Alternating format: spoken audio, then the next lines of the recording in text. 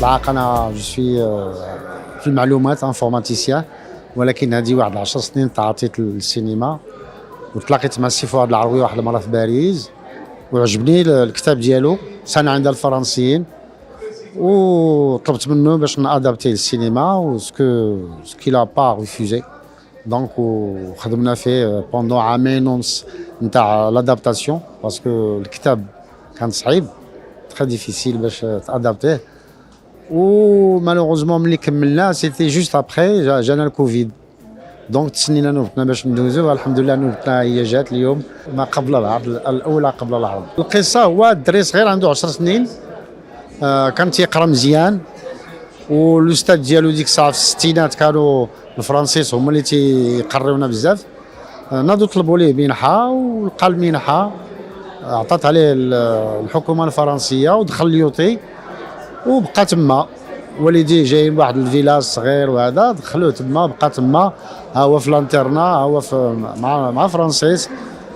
تيمشي لواحد العائله تيعيش عندهم في الويكاند، ما نهار تيبيس الليسي في الويكاند مره خصهم يلقاو ليه فين يديروه، وهكا عاش تا كمل هذا العام وخدا احسن جائزه في ليسي ليوطي. الممثلين وهو البطل الدري الصغير، البطل هو ولدي سيف الروم، تا هو عايش في فرنسا، تزاد فرنسا.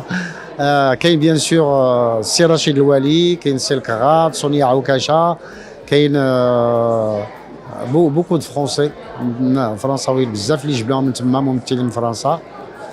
دونك فوالا كاينه مرتي، كاينه توت لا فامي، كاينه العائله كلها. J'ai joué le rôle de Mehdi. C'est un garçon qui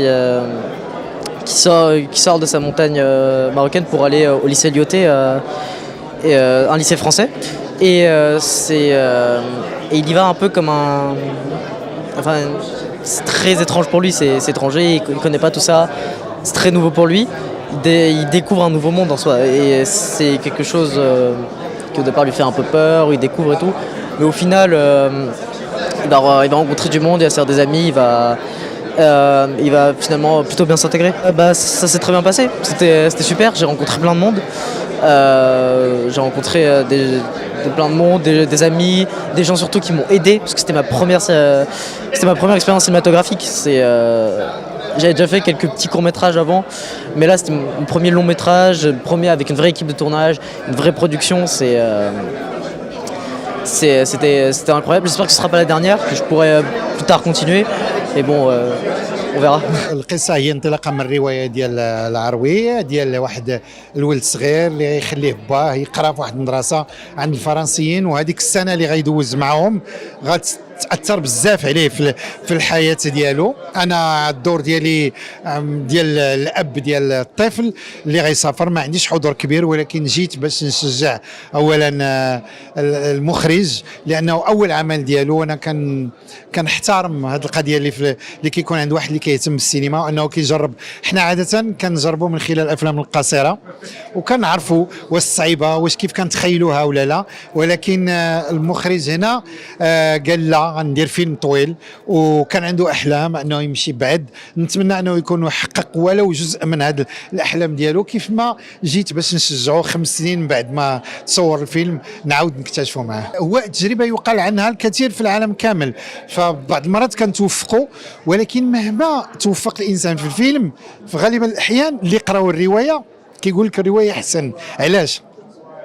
لان احنا في الروايه كنخلقوا الشخوص ديالنا وما كنبقاوش محدودين، والخيال دائما احسن من الواقع.